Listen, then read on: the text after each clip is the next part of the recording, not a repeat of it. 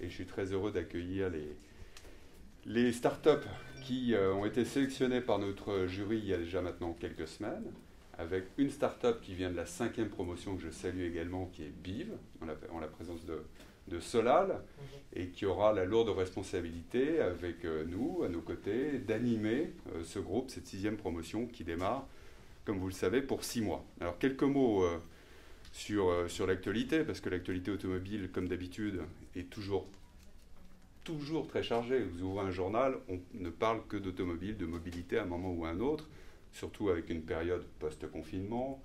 Les annonces de Bridgestone, hélas, depuis hier, qui font les gros titres de tous les journaux ce matin, et qui expriment plus globalement les problèmes de compétitivité, de repositionnement de la filière automobile dans son ensemble. Donc on est dans des périodes tout à fait particulières, d'autant plus particulières que, comme vous le savez les uns et les autres, le contexte économique global reste encore malheureusement très incertain. Et c'est dans ce contexte-là que notre Move Lab, il était important pour VID comme pour le CNPA de poursuivre notre dynamique.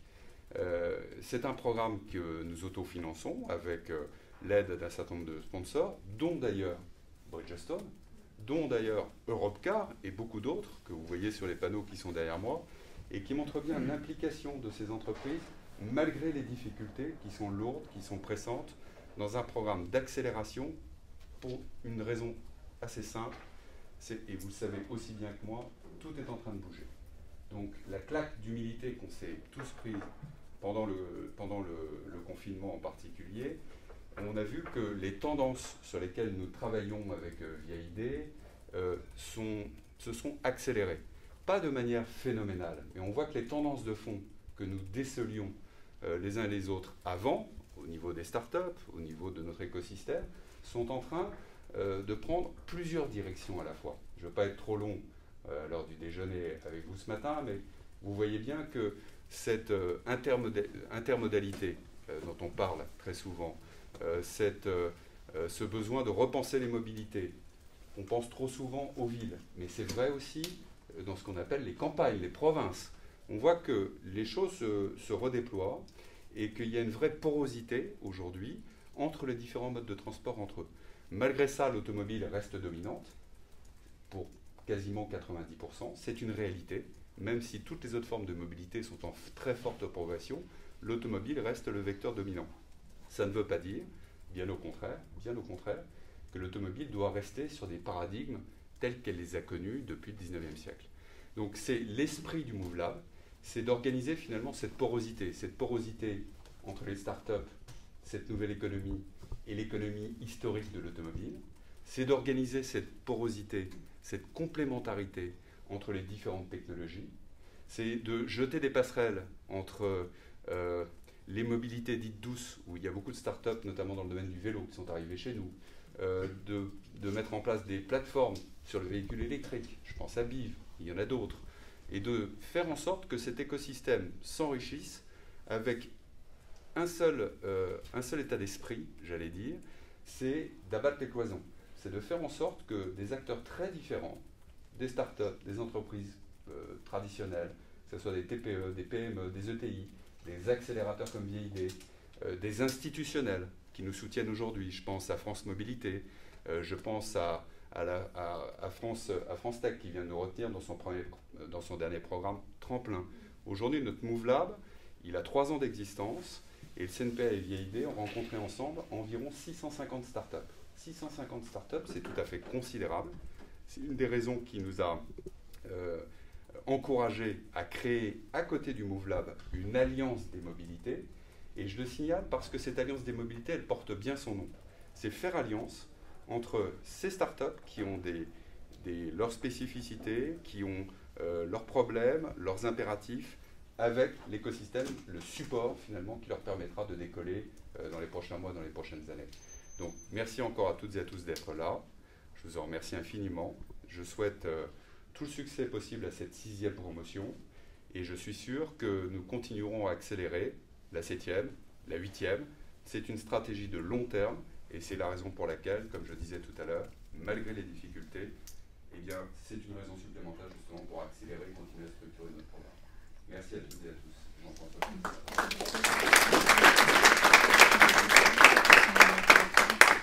Merci Xavier. Je vais vite laisser la parole aux startups, mais d'abord pour vous remercier d'être là. VIAID, en quelques mots, VIAID est une émanation de Mobivia. Mobivia, Noroto, Midas, ATU, sociétés qui sont touchées, comme pas mal de sociétés qu'on a pu évoquer tout à l'heure, par ce que nous venons de vivre, par la crise Covid.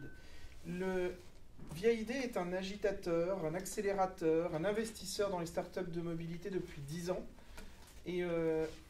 Et en fait, on est là, et on s'est rencontrés il y a 3 ans pour créer ce programme avec Xavier autour d'une idée d'un café. Aujourd'hui, j'en suis très fier d'avoir fait ce chemin avec le CNPA, parce qu'il reflète réellement le fait que ces mondes d'innovation, de nouvelles mobilités, de vélo contre la voiture, de multimodalité, etc., ce n'est pas des mondes à opposer. Et c'est d'ailleurs aussi pour ça qu'on est ici à Station F, parce que Station F est fait pour ça. C'est là où se rencontrent des mondes purement corporate qui viennent sponsoriser des programmes, qui viennent accompagner des programmes, des investisseurs du monde entier, des startups du monde entier pour innover. Et en temps de crise, ce sont les temps les plus propices à l'innovation, les plus propices à la génération de solutions. Et c'est pour ça qu'on travaille avec les startups au sein du Move Lab, autant au service des startups, parce que nous, notre métier chez VIAID, c'est d'accélérer les startups. Et on sait trop que c'est aussi avec le monde corporate, avec le monde institutionnel que l'on fait bouger ces lignes. Et c'est exactement ce que l'on fait au sein du Move Lab. On essaye de générer une émulsion, on essaye de catalyser autour de tout ça pour accélérer des jeunes entreprises, des jeunes entrepreneurs de talent, avec le monde corporate, qui lui-même, voit toutes ces opportunités d'innovation, est amené à réviser ses priorités, à innover en mode, le grand terme d'open innovation, avec ces startups. C'est la réalité, c'est la volonté du Move Lab, c'est la volonté d'autres programmes qu'on peut mener aussi, d'ailleurs toujours en partenariat avec le CNPA, comme le prix européen qu'on a créé chez VIAID avec le Parlement européen et le BCG, qu'on est en train de dérouler aussi. 2 beaux programmes qui ont été résilients. Je terminerai là-dessus, c'est que pendant cette période de confinement, tous les programmes ici et ailleurs ont été ébranlés aussi, parce que notre système économique, les financements, tous ces lieux, les prestataires que l'on amène aux startups ont un coût. Et en fait, tout cet équilibre-là était précaire. Et on a eu un renouvellement et la confiance de chacun, l'effort aussi bien du CNPA que de Mobivia pour maintenir ce programme. Et on a été résilient en capacité de rebond, donc, parce que la vraie résilience, c'est le rebond, pour faire que ce programme, il perdure. Et en ayant passé cette crise, il en sort encore plus fort. Donc je vous remercie beaucoup d'être là pour le soutenir également. Et faites-en bon usage et parlez-en. Et parlez surtout des jeunes startups qui vont venir expliquer et pitcher leurs très beaux projets que l'on a élus parmi les meilleurs projets français actuels.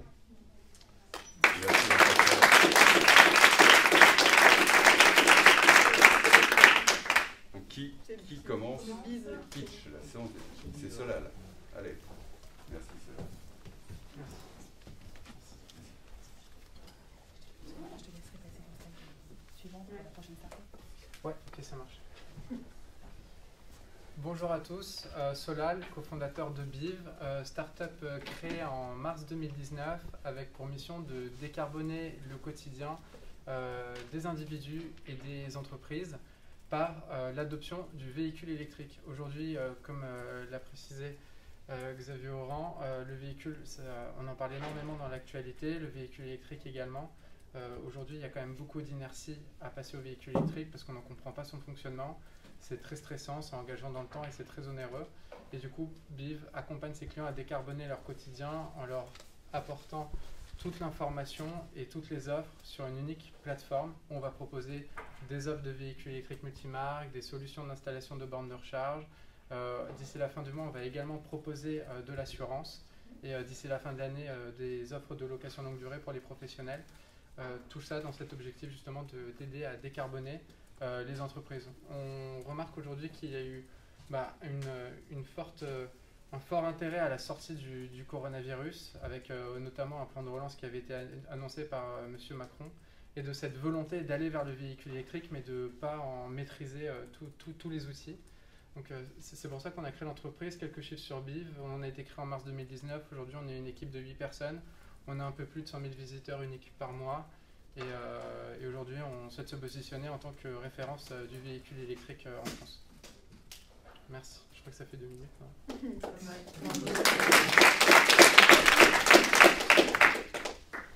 Et on appelle Sweetly.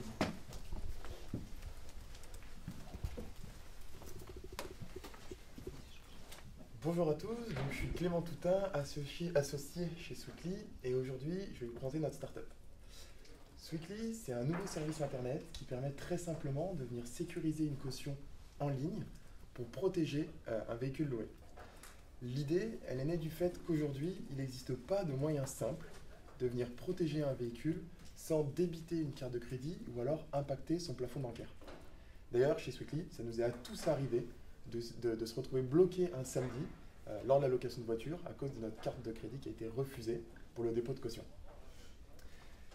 Sweetly, c'est donc un service basé sur une empreinte de carte bancaire qui va sécuriser sans débit ni impact du plafond les fonds pour le loueur. Donc on va les garantir en cas de dégradation, de contravention ou même de plein non-fait.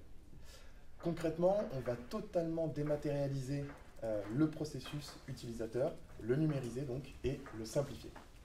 Notre service, il inclut toute la gestion de caution, donc que ce soit la sécurisation, l'encaissement, la gestion de litige et même le paiement. En plus, aujourd'hui, on s'intègre très facilement chez nos clients directement. Sweetly, c'est une équipe donc de 16 collaborateurs au service de plus de 1200 clients. On a été lancé en 2016 et on a levé 1,5 million d'euros en 2019, en avril 2019, notamment grâce à 2 grandes banques françaises donc, qui nous ont rejoints au capital. Aujourd'hui, on est intégré dans les ERP de la mobilité, comme Swag Network, Vega System ou encore Theory, ce qui nous permet de signer de très beaux partenariats, notamment avec le groupe Cargo, pour lequel nous allons maintenant gérer toute l'offre de caution et de paiement pour la partie 24/7. Demain, notre ambition, c'est de devenir la référence sur le secteur de la caution en ligne, en France et en Europe. N'hésitez pas, si vous avez des questions, on sera disponible avec mon associé Xavier pour y répondre ensuite. Les 2 banques sont lesquelles? Le Crédit Agricole et la Caisse d'épargne. Je vous remercie.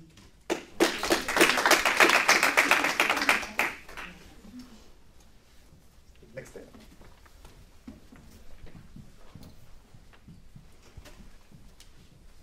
Bonjour. Bonjour. Donc Philippe et moi pourrions vous parler de pourquoi, au bout de 20 ans d'expérience chacun, on a décidé de changer d'orbite et de créer Exter il y a 1 an.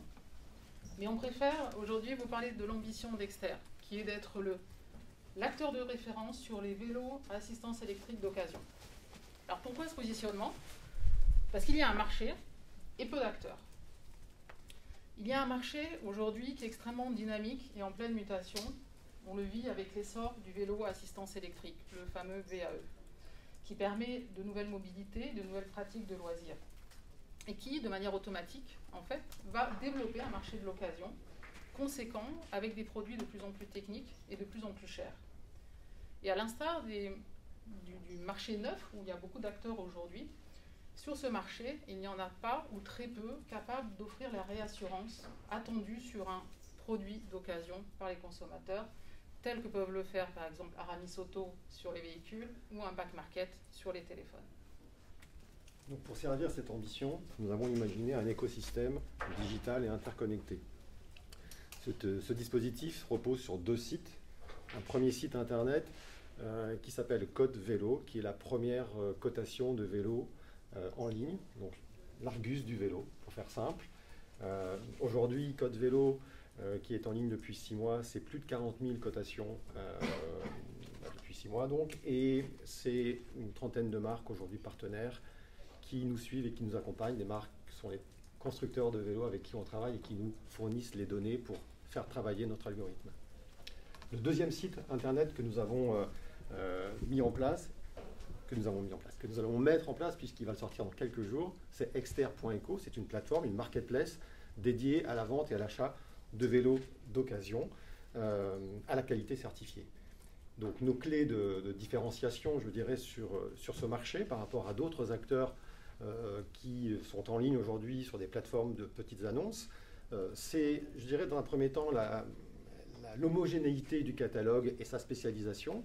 Et le deuxième point phare de notre différenciation, c'est d'avoir mis en place un process de contrôle de la qualité des vélos afin que l'acheteur puisse acheter un produit de seconde main en toute confiance et en toute sécurité. Voilà. Donc notre ambition, c'est de rendre en fait le produit d'occasion aussi désirable qu'un produit neuf et ainsi favoriser l'économie circulaire et les changements de comportement de consommation en même temps que les changements de mobilité. Et avec plaisir pour en rediscuter avec vous, tout de suite répondre aux questions. Simplement, il y a beaucoup de vols de vélos, hein, on en parle tous les jours. Est-ce que vous avez justement mis au point une sorte de garantie pour faire en sorte que le consommateur soit sûr de ne pas acheter un vélo volé? Alors, ce qu'on veut, oui, tout à fait. Alors ça, c'est le premier, merci, c'est le premier contrôle, le premier check que l'on va faire sur la plateforme, c'est qu'on va demander une facture du vélo ou un acte de cession officielle ou de marquage du vélo au nom de la personne qui dépose la facture. S'il n'y a pas ça, on se privera d'un client, mais le vélo ne sera pas admis sur la plateforme. Donc ça fait partie du processus. Le premier, c'est le contrôle. Est-ce que vous êtes bien propriétaire du vélo? Évidemment, il y a plein de plateformes aujourd'hui qui indirectement encouragent le recel, puisque ça permet de vendre très rapidement des vélos volés. Donc ça, c'est un premier axe. On a d'autres axes aussi sur lesquels on travaille, justement le marquage des vélos, qui n'est pas obligatoire sur l'occasion, mais que nous, on veut promouvoir sur tous les vélos qui seront vendus sur la plateforme. Donc on peut en rediscuter, c'est un vrai sujet. Merci. Merci à vous.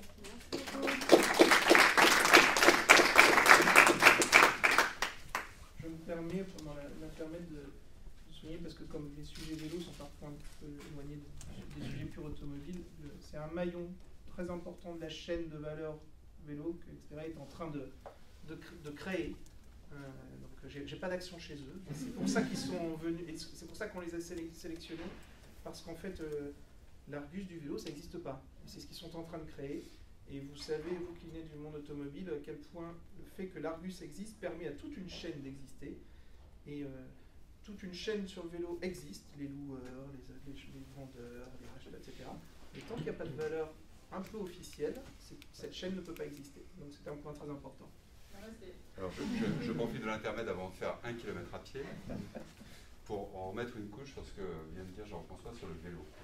Le CNPA, c'est bien sûr l'automobile et la mobilité, et le camion. Mais il y a aussi le vélo. Et cette activité fait partie de nos branches. Et effectivement, ça fait partie des tendances que j'évoquais tout à l'heure. Aujourd'hui, le vélo, c'est 3%. Ça pèse 3% dans les modes de déplacement en France. L'objectif du gouvernement, c'est d'arriver à 9%, multiplié par 3, sur une période relativement courte, puisque l'objectif, c'est d'ici 2024. Donc, on voit que les sujets liés au vol, votre question tout à l'heure, sont des vrais sujets. Il y a beaucoup de solutions qui sont aujourd'hui mises sur la table, y compris par différents ministères. Le CNPA y travaille. Mais au-delà de ça, c'est assez rare de le noter, surtout dans la période de crise. Ça va être un secteur qui est créateur d'emplois. Parce que les presque 700 000 réparations qui ont été effectuées dans le cadre du coup de pouce vélo qui a été mis en place par le gouvernement un petit peu avant le Covid, ils ont remis des budgets qui ont été annoncés cette semaine d'ailleurs. Il y a un budget supplémentaire qui a été dédié à cela. Là, on va avoir des besoins au niveau du CNPA pour créer de l'emploi, c'est-à-dire accompagner les diplômes qui permettront à des jeunes ou à des chômeurs de se reconvertir dans cette activité. Aujourd'hui, il y a environ 2500 salariés dans ce secteur en France. On pense qu'il y a un potentiel de 10 000 créations de postes sur le court terme. Donc vous voyez qu'avec le Move Lab et derrière le vélo, il y a beaucoup de sujets. Il y a la sécurité, il y a le vol, il y a l'éducation routière, mais il y a aussi la formation professionnelle pour accompagner et bien structurer le développement d'une activité en donnant à des jeunes des diplômes dans le cadre d'une démarche de branche. Je pense que ça, c'est très important. Et puis, il y a bien sûr, ce que j'évoquais tout à l'heure, cette porosité entre les modes de transport et organiser une bonne complémentarité plutôt que d'opposer les différentes solutions de mobilité.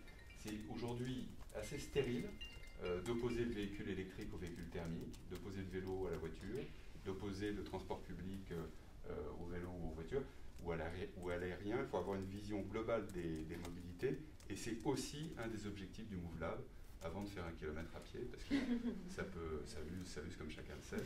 Mais, ça n'use que les souliers. Ça n'use que les souliers. Désolé pour l'intermède un peu plus long, Laure. Mais c'était très bien, très pertinent.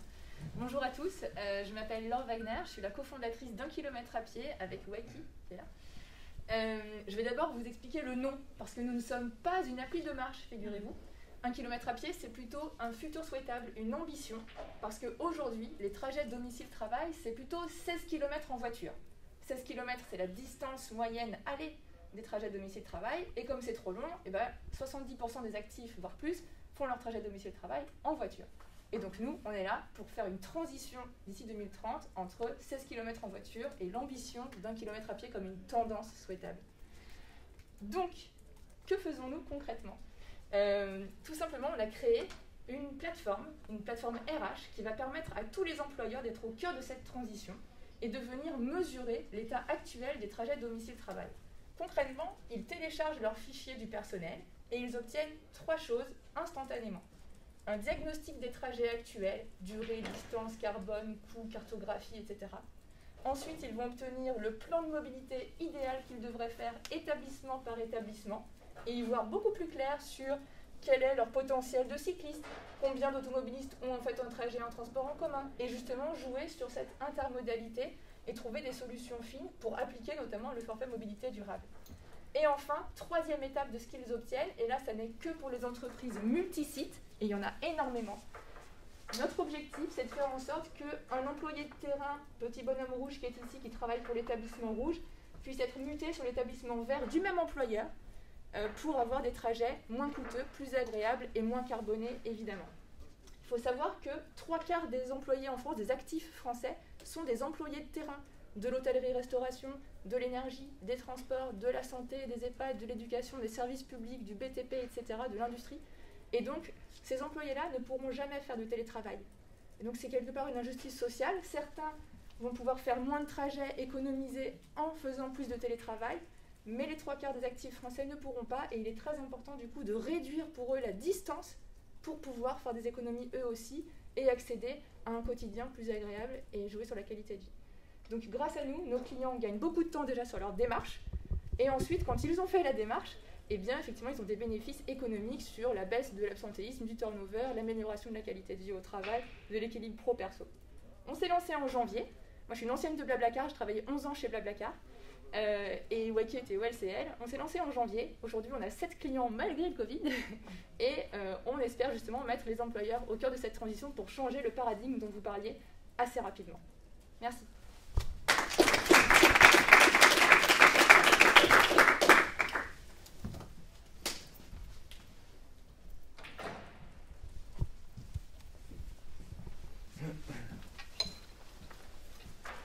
Bonjour à tout le monde, je suis Grégory Draillard et je suis le responsable partenariat de Mobility Vert. Pour vous présenter, Mobility Vert est né d'un constat. La première cause d'accident au travail est liée au déplacement de salariés sur la route. Depuis le déconfinement, le nombre de cyclistes accidentés a bondi de 30% à Paris. Cependant, la formation à la prévention routière se concentre principalement sur l'apprentissage théorique. Mais nous sommes tous d'accord que la meilleure façon d'apprendre et de mémoriser, c'est via la pratique. C'est pour cette raison que nous avons conçu Mobility Vert. Chez Mobility Vert, on a créé le premier e-learning 360 degrés dédié à la sensibilisation à la sécurité routière sur les nouveaux modes de déplacement éco-responsables comme le vélo ou la trottinette électrique.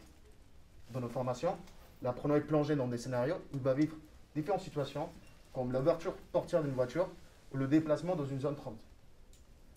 D'un côté, les apprenants ils vont vivre des situations à risque et aussi être sensibilisés activement. Et d'un autre côté, ils vont apprendre sur les bonnes pratiques à la sécurité routière tout en suivant un trajet au quotidien. Tout au long de la formation, les apprenants sont suivis par des coachs experts avec la possibilité de monter dans le classement d'entreprise, d'échanger avec la communauté des apprenants afin de débattre sur les sujets de la mobilité et de gagner des badges. Mobility Vert permet donc aux grands groupes, aux collectivités territoriales et aux entreprises privées de sensibiliser leurs salariés à ces risques avec une solution digitale innovante, ludique et gamifiée. Notre méthode d'apprentissage permet d'avoir un temps d'engagement 5 fois plus élevé et un taux de mémorisation 4 fois plus rapide par rapport à un e-learning classique. Avec mon collègue Antoine Bernard, notre CEO et notre capitaine du bateau, nous sommes heureux de vous annoncer le lancement du Mobility Vert Nous sommes à votre entière disposition si vous souhaitez tester une de nos démos, soit une version e-learning 360 ou soit une version casque de réalité virtuelle. Merci beaucoup.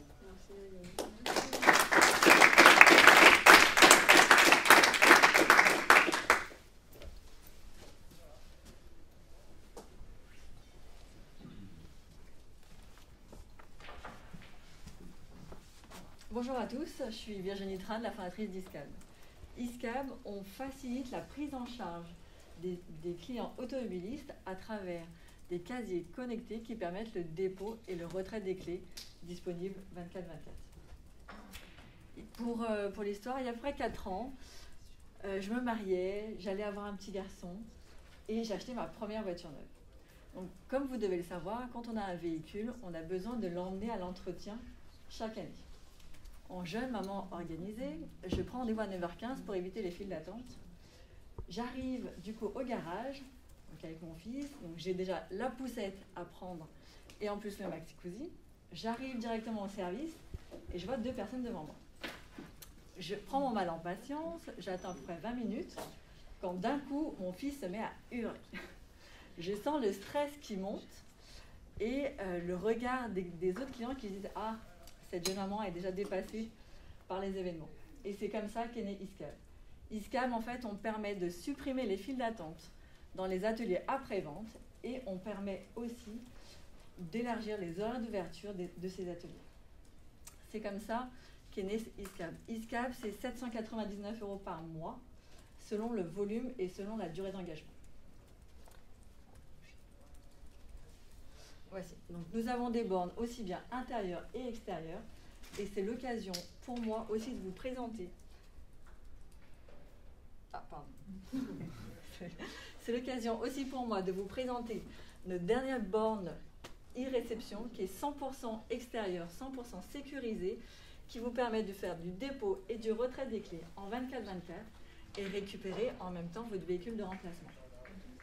Notre force chez ISCAB, c'est qu'on maîtrise le produit de la conception à l'installation et aussi bien au logiciel embarqué à l'intérieur.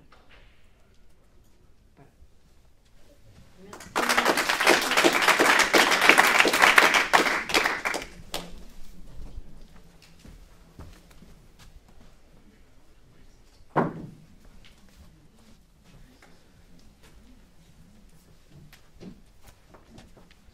Bonjour à tous. Alors, savez-vous que si vous vous rendez chez un professionnel de l'automobile pour acheter un véhicule d'occasion, vous avez 8 chances sur 10 de tomber sur une erreur d'affichage.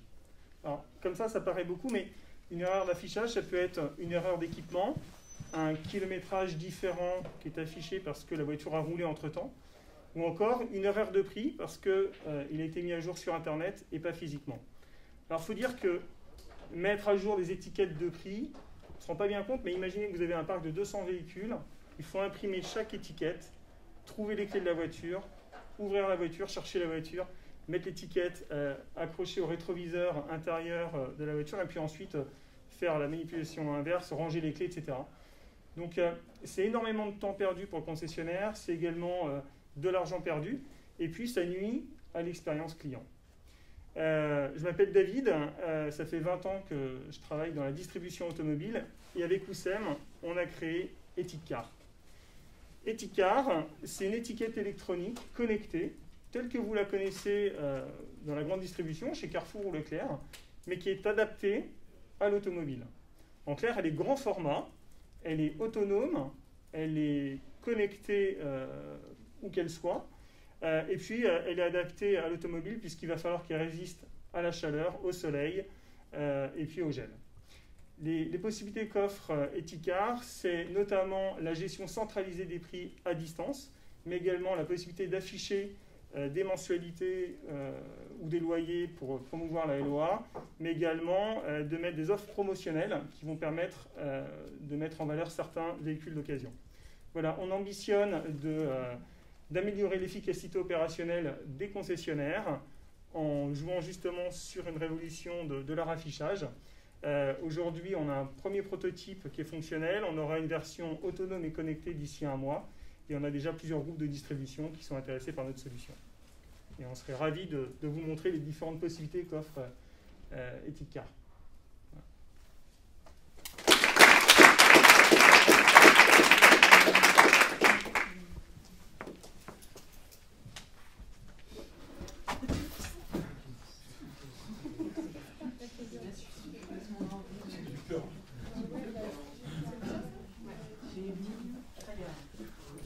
Bonjour à tous, je suis le dernier je crois à passer. Je suis Denis Serrada, je suis le fondateur de Betterway. Betterway c'est quoi? C'est ça, la première carte de paiement dédiée à la mobilité. Concrètement, on aide les entreprises à mettre quelque chose qui est d'actualité, puisqu'on aide les entreprises à mettre en place le forfait mobilité durable. Aujourd'hui, les entreprises ont le droit de donner à chacun de leurs salariés jusqu'à 400 € pour tout ce qui est mobilité durable, du vélo, du covoiturage, de l'autopartage. Bref, vous voyez plein de choses qui sont plutôt à la mode actuellement, notamment d'un point de vue enjeu sanitaire. Eh bien, grâce à cette carte de paiement qui fonctionne un peu comme une carte de titre restaurant, eh bien, ça va nous permettre aux salariés de pouvoir avoir de l'argent sur sa carte et de pouvoir le mettre dans son application Lime, dans son application Cityscoot, s'acheter un pass de transport en commun ou un carnet de tickets de métro, ou aller s'acheter des vélos dans un revendeur dans un magasin de vélos.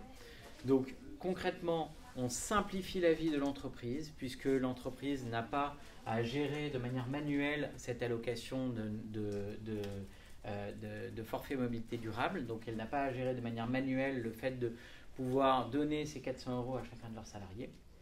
Et on simplifie la vie du salarié, puisque lui, il peut aller dépenser cet argent là où il le souhaite. Alors j'insiste sur ce point-là, ce qui est la magie de Betterway, c'est qu'en fait, grâce à notre partenariat avec Mastercard qu'on vient d'annoncer il y a 2 jours, donc on est vraiment dans l'actualité, eh bien, on a accès à plus de 5000 marchands de mobilité en France. Magasins de vélo, tous les opérateurs de mobilité, tous les opérateurs de transport en commun, mais aussi tous les opérateurs d'autopartage, de covoiturage, de trottinettes sont branchés sur la carte Betterway. Ça fait de nous le premier pass multimodal universel en Europe. Et donc, on pense qu'on a vraiment assez d'avenir. Donc concrètement, aujourd'hui, non seulement on pense, mais on vient de lancer notre activité. Le forfait mobilité durable a été voté il y a très peu de temps. Et bien concrètement, depuis notre lancement, on a aujourd'hui une dizaine de clients parmi des gros corporates, et on est en train de se développer pas mal. Il y a des téléphones qui sonnent beaucoup, puisque le forfait mobilité durable est actuellement assez à la mode. Voilà, je vous remercie.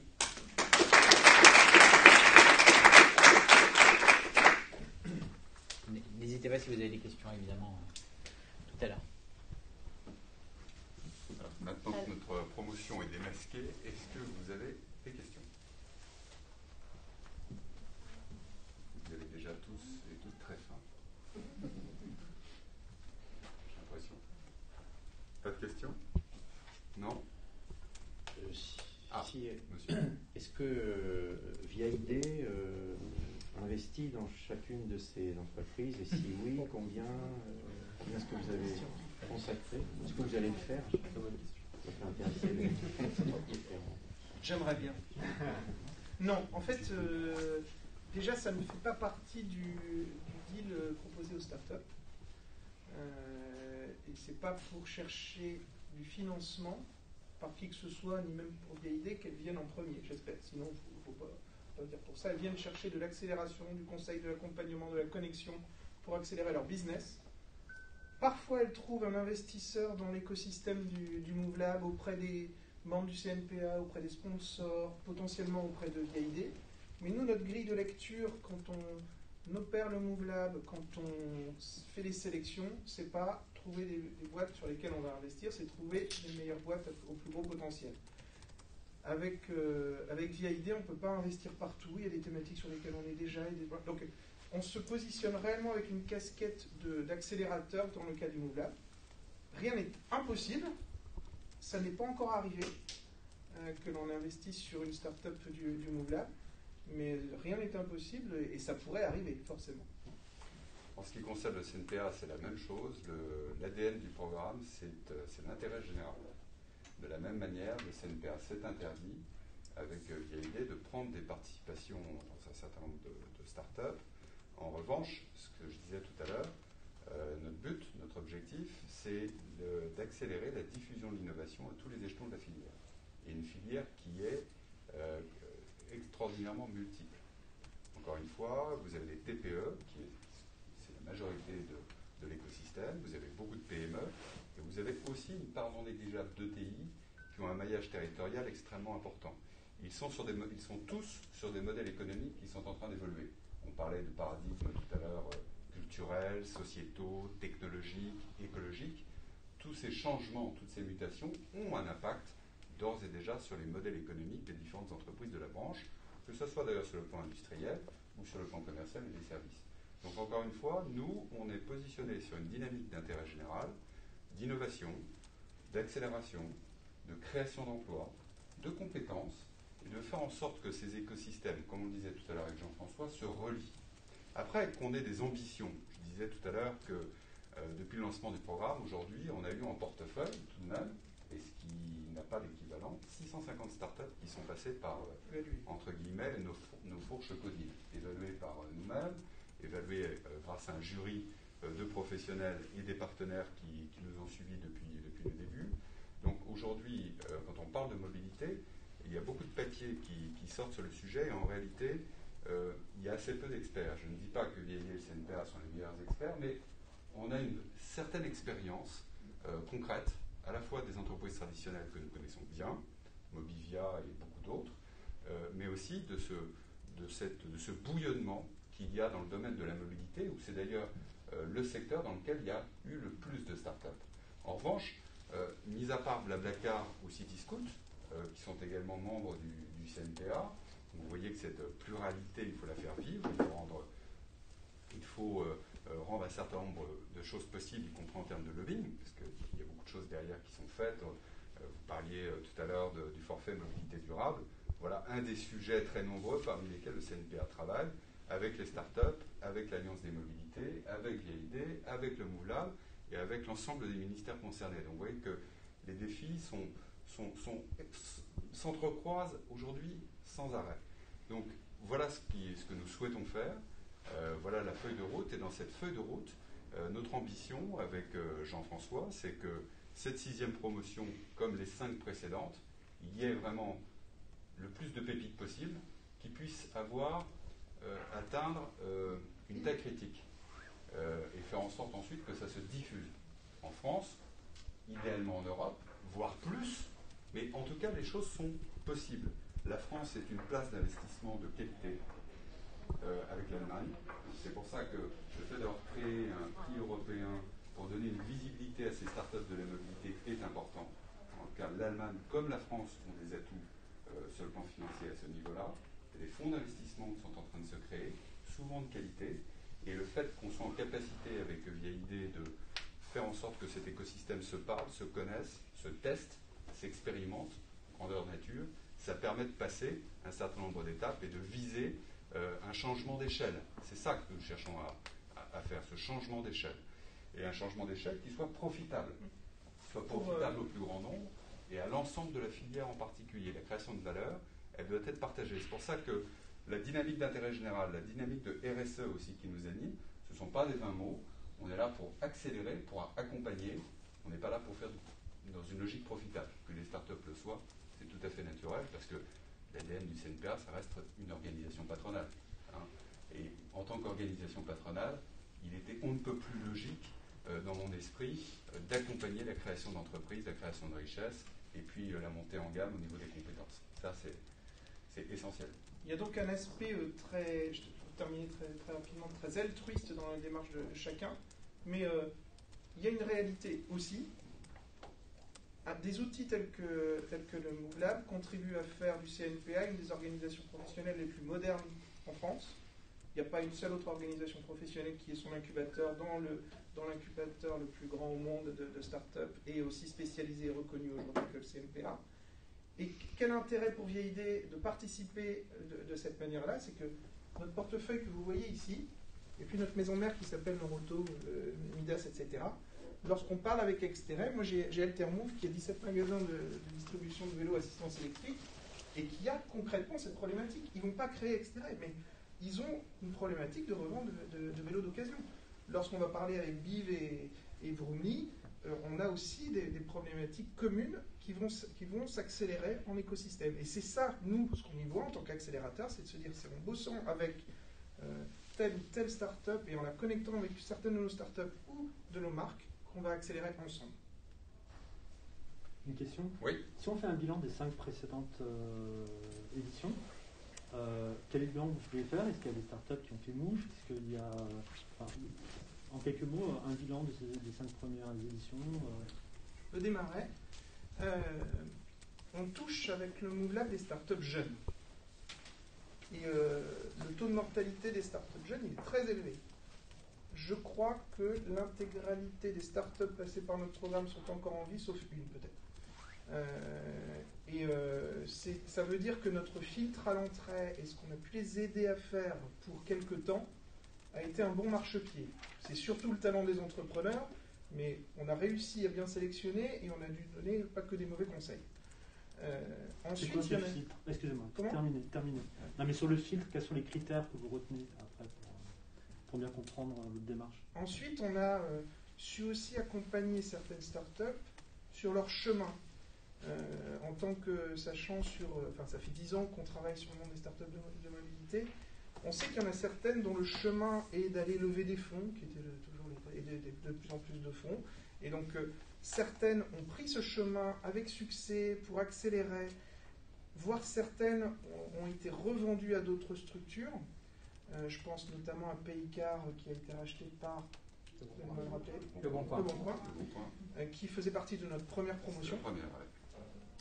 D'autres ont choisi la voie, et que je trouve tout à fait louable, de créer une belle boîte, pas forcément une start-up, une belle PME, qui n'a pas forcément levé des millions et dont on ne va pas parler dans tous les médias, mais qui font aujourd'hui des boîtes qui sont rentables à court terme et qui s'autofinancent et tout ce qu'on veut. Je prendrais par exemple des boîtes comme Fitcar, comme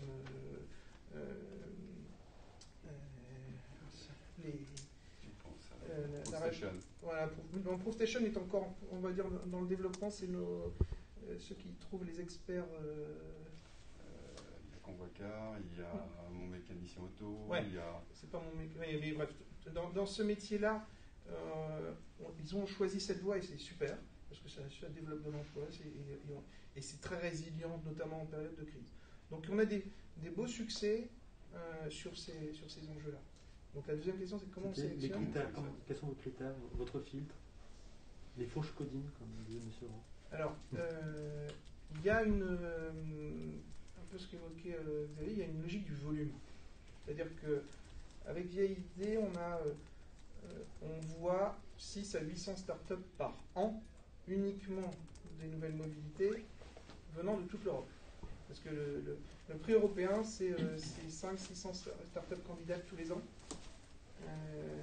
À côté de ça, on a toutes les startups qui viennent de manière naturelle chez nous pour nous demander de l'accélération du financement. Et donc en fait, le fait de voir tous les jours des nouveaux dossiers, on a quasiment un filtre qui vient d'un savoir-faire et d'une expertise de est-ce que les 3 bonnes questions se sont posées, est-ce qu'on a un vrai problème, est-ce qu'on a une vraie solution à ce problème, est-ce qu'on a les moyens pour le résoudre. Et au final, comme je dis souvent avec mes équipes, ce qui fait une bonne start-up, c'est une bonne équipe sur un bon projet qui va bien exécuter ce projet. Et ça commence toujours par la bonne équipe. Le bon projet, il va souvent bouger, il va souvent pivoter, comme on dit chez les startups. On a vu un premier problème, mais en fait, on va le changer. Et d'ailleurs, on vérifie au tout début de ce programme que chacun a bien travaillé son problème et est-ce qu'il est sur le bon problème. Et puis ensuite, ce qui fait 80% de la réussite, c'est l'exécution. C'est de le faire très bien et de le faire surtout mieux que les autres. Et ça se lit dès la première présentation sur un PowerPoint, même si rien n'existe derrière. Quand vous avez des entrepreneurs qui arrivent, qui sont assis, qui portent leur vision et qui ont des supports très clairs, et c'est pas que de l'habillage, c'est quand on creuse et qu'on dit est-ce que vous avez quand même déjà essayé d'aller vendre votre service dans la rue à un ami, etc. Et jusqu'où vous êtes allé, même si vous êtes encore sur une étape de prototype, ça nous montre cette volonté d'exécuter au mieux le travail au jour le jour. Et ça, c'est des très bons indicateurs pour emmener plus loin et de faire des belles histoires comme Driving, Gatorand, Witch chez nous. Et ce programme aussi ceci de particulier. Vous voyez, on est dans un lieu qui aujourd'hui est devenu quelque part un peu mythique de cette start-up nation qui a été souvent un peu caricaturée, à tort, pour les raisons que je disais tout à l'heure. Moi, ce qui me plaît ici dans cet endroit, pour nos start-up, c'est que c'est un lieu de création. C'est un lieu de création de richesse. C'est un espace de ressources. C'est un espace de confiance qui permet de mettre beaucoup d'acteurs ensemble pour faire accélérer leurs projets. Le critère de sélection, le meilleur pour moi, il y en a 3. C'est l'équipe, l'équipe et l'équipe. Il n'y en a pas d'autre. Après, il y a ce qui est scalable, ce qui est finançable, la pertinence, la capacité de financement. Il y a évidemment beaucoup d'autres choses. Mais à chaque fois, dans toutes les réunions de notre jury, depuis la première promotion, il y a entre 20 et 30 personnes, y compris des experts qui viennent de la DGITM, je pense une direction en charge du transport pour Bercy. On a eu également des experts de Transmobilité, on a eu Madame Hydrac qui était en charge du véhicule autonome.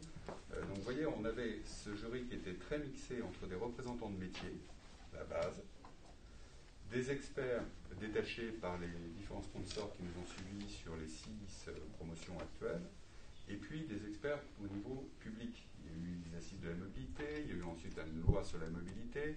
La France est le seul pays en Europe à faire adopter ce type de loi aujourd'hui. Il y en a d'autres qui sont dans le pipe. Il y a beaucoup de choses, encore une fois, qui sont en gestation. Donc, ce Move Lab, c'est aussi une manière de confronter à la réalité un certain nombre de projets qui marchent ou qui ne marchent pas, qui vont avoir des levées de fonds ou ne pas avoir de levées de fonds. Et ce qui est le critère distinctif pour moi, le plus discriminant, c'est de montrer que le secteur des services de l'automobile en particulier bénéficie d'un gisement potentiel d'innovation exceptionnel. La révolution, elle sera double. Elle sera technologique, mais elle sera aussi dans les services. Et si les services de l'automobile, toute cette chaîne très particulière qui va de la distribution jusqu'au recyclage, ne s'ouvre pas, ne se connecte pas à des nouveaux entrants, à des nouveaux acteurs, à une nouvelle manière de penser le business, à une nouvelle manière de rendre service, alors elle déclinera. Donc, le critère de sélection, ça compte à ce niveau-là, et c'est moins, si vous voulez, les millions de levées de fonds qui peuvent faire parfois les gros titres de journaux qui est visé à travers ce programme.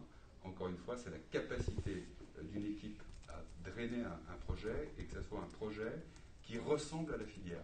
On ne peut pas disrupter cette filière pour un certain nombre de raisons.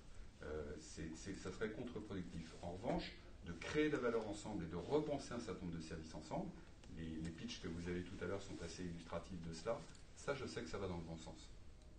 Rendre possible les choses, rendre possible ce qui est devenu nécessaire, c'est aussi l'ADN du Move Lab. D'autres questions? Oui, j'ai une autre question. Toujours pour VID, vous êtes propriétaire de Smooth et vous êt actionnaire de Smooth & Go, donc, qui est l'opérateur du Vélib, un service qui marche toujours pas correctement. C'est extrêmement irritant. C'est un peu la loterie pour trouver. Et je voulais savoir quel retour d'expérience vous faites, parce qu'on dit que vous avez remporté le contrat en cassant les prix avec un vélo qui n'était pas industrialisé. Du coup, je pense que ça vous a coûté beaucoup d'argent. Et justement, quel est le retour d'expérience et qu'est-ce que vous ne feriez pas comme erreur? Parce que moi, je suis utilisateur et moi aussi, les vélos de co, ça marchait mieux quand même. Désolé. En tout cas, les chiffres nous disent qu'on fait beaucoup plus de trajets qu'à l'époque de Deco. Oui, parce que ça c'est un fait. Ça, c'est sûr. Avec plus de vélos et des vélos assistance électrique. Effectivement, il y a encore du chemin à faire. Je ne peux pas m'exprimer, c'est pas à moi de m'exprimer sur Smooth & Go sur lequel nous sommes de différents actionnaires, ni sur Smooth dont je ne suis pas le représentant. Mais ce que je peux dire en tant qu'actionnaire de Smooth, c'est qu'on est fier du chemin. C'est que le défi à relever que vous ne pouvez pas imaginer, moi j'ai été très impliqué dans ce projet depuis 3 ans, un peu moins depuis 1 an, mais les équipes, et je l'ai d'ailleurs dit un peu publiquement il y a une semaine, on fait une guerre pour arriver à fournir le service qui est là aujourd'hui. Et je suis très fier d'eux. Parce qu'en fait, jamais sur la Terre un service de vélo partagé en station n'avait été autant utilisé que ce qu'il est utilisé aujourd'hui à Paris. Paris était déjà la plus grosse ville à opérer un vélo en système partagé en station au monde, et on a explosé les stats post-confinement. Alors oui, il y a eu des problèmes industriels, il y a eu aussi des problèmes venant de la vie et de plein de sujets, parce que c'est la première fois historiquement aussi que une ville changeait d'opérateur et de système. Ça n'était jamais arrivé, et il se trouve que pour ce changement, pour cette première ville, c'est la plus grosse. Donc c'était un gros défi, mais on regarde devant quand on est dans le monde des startups, et aujourd'hui, même si effectivement les vélos qui restent en station sont ceux qui ne fonctionnent pas, et donc ça nous donne l'image d'un système très défaillant, mais quand on fait 200 000 trajets par jour, je peux vous assurer que je vous invite, si vous n'avez pas encore fait, à aller visiter les usines de Smooth & Go de maintenance, qui sont exemplaires, avec des acteurs qui, jour et nuit, se battent pour avoir un maximum de vélos en station et qui fonctionnent. Bon, il y aura une expérience peut-être à rediscuter entre vous deux après. Une autre question? Pour revenir sur Nooblab en général, quel est le budget alloué à chaque batch? Sûrement une moyenne, combien ça coûte en fait par promotion? C'est un coût qui est supporté par le CNPA et que je ne rends pas public aujourd'hui, mais c'est le CNPA qui l'assume. Donc c'est clairement un investissement de la part du CNPA depuis maintenant 3 ans. Il y a une équipe qui est dédiée à cela. Il y a d'abord un pôle solutions mobilité que nous avons créé, dans lequel on retrouve un certain nombre de nos métiers, qui compte 2 personnes, avec Inès qui est ici et Marie-Valentine que je cherche des yeux. Elle est partie au restaurant. Elle avait très faim. Donc il y a 2 personnes qui sont affectées au développement de ce pôle de solutions de mobilité. Et puis il y a les équipes communication et affaires publiques du CNPA qui suivent le projet de très près, en lien avec VIAID. Donc au total, en termes d'hommes et de femmes mobilisés, c'est de l'ordre tout de même de 6 à 7 personnes, hein, à peu près, qui sont mobilisées quasiment au quotidien pour assurer le bon fonctionnement du programme. Au niveau de VIAID, je crois que vous êtes... On peut compter 2 à 3 personnes au quotidien, c'est 2 personnes ici et plus les équipes en support qui ont également d'autres fonctions chez VIAID. Et après, forcément, vous avez le fait de disposer de ces locaux et de tout ce qui peut être fait. Donc c'est un investissement du CNPA, c'est surtout un gros soutien de nos sponsors et une volonté commune, sponsor, CNPA et VIAID, que de s'impliquer là-dedans, parce qu'on ne compte pas nos heures au final. Et il y a le coût de la location, c'est-à-dire que tous les programmes ici sont locataires de Station F, donc les coûts c'est un vrai budget. Je veux dire que c'est pas un one-shot, si vous voulez, de la part du CNPA. On aurait pu faire un coût de communication et puis s'en tenir là au bout de 2 ou 3 promotions. Preuve en est aujourd'hui, on est à la 6e, ça fait 3 ans. Notre programme est noté parmi les meilleurs de Station F, il faut le savoir. C'est un programme de référence aujourd'hui dans le domaine des mobilités. Ça peut paraître anecdotique, mais je pense que les choses que nous faisons avec VIAID et nos différentes promotions sont très concrètes. On est sur l'opérationnel.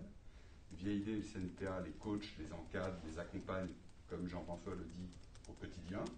On aurait pu, comme d'autres, simplement mettre une étiquette et puis débrouillez-vous. Beaucoup de programmes sont comme ça, malheureusement, sur un grand nombre de secteurs d'activité. Ce n'est pas du tout la manière dont on a vu les choses avec VIAID dès l'origine. Donc en termes d'investissement à la fois financier et surtout humain, c'est un vrai effort. Et c'est un effort dont je me félicite tous les jours de l'avoir fait, parce que, vous voyez, la mobilité de demain s'invente ici. Ça paraît un peu prétentieux. Mais encore une fois, si les services de l'automobile que le CNPA représente, c'est considérable, c'est 500 000 personnes. Quand on parle d'automobile en France, on a tendance à l'oublier parce qu'on ne pense qu'à la partie industrielle qui est très importante. Mais la partie de service, c'est là où vous avez un gisement, encore une fois, d'innovation, de création d'emplois, de création de richesse qui est phénoménal. Donc l'automobile, elle se relèvera aussi par les services. Donc prendre en main ce sujet et parler d'innovation en lançant des programmes d'action tels que celui-ci de manière concrète, opérationnel, professionnel, très encadré, c'est comme ça que la légitimité se construit et c'est comme ça qu'on a le plaisir de voir des startups évoluer, faire leur chemin et puis surtout inscrire ce programme dans la durée. L'automobile, c'est une industrie du temps long. L'évolution des mobilités, que ce soit dans les grandes villes ou sur nos territoires, le rééquilibrage des différents modes de transport, le mix énergétique qui est en train d'évoluer avec l'électrique, demain probablement l'hydrogène, c'est sur du temps long qu'il faut voir les choses. Donc si le CNPA et VID se sont inscrits là-dedans, c'est pas pour faire un coup de 1 an, 2 ans, 3 ans, c'est une démarche globale qu'on connectera aussi aux compétences. Ça fait plusieurs fois que j'emploie le mot compétences depuis tout à l'heure. L'évolution des compétences est un sujet essentiel pour l'essor des startups et la diffusion de l'innovation. Les produits changent totalement. Les technologies liées aux services changent totalement. Derrière, y compris sur le vélo. Le vélo, je parlais tout à l'heure de diplôme, c'était pas neutre de ma part, parce qu'on pourrait penser qu'on peut prendre n'importe qui, ou à peu près n'importe qui, et en quelques heures, hop, vous êtes mécanicien de vélo ou réparateur de vélo. Non. Ce sont des vrais emplois qui doivent avoir une reconnaissance de branche, qui ont des grilles salariales, qui ont un système de formation qui est financé, etc., etc.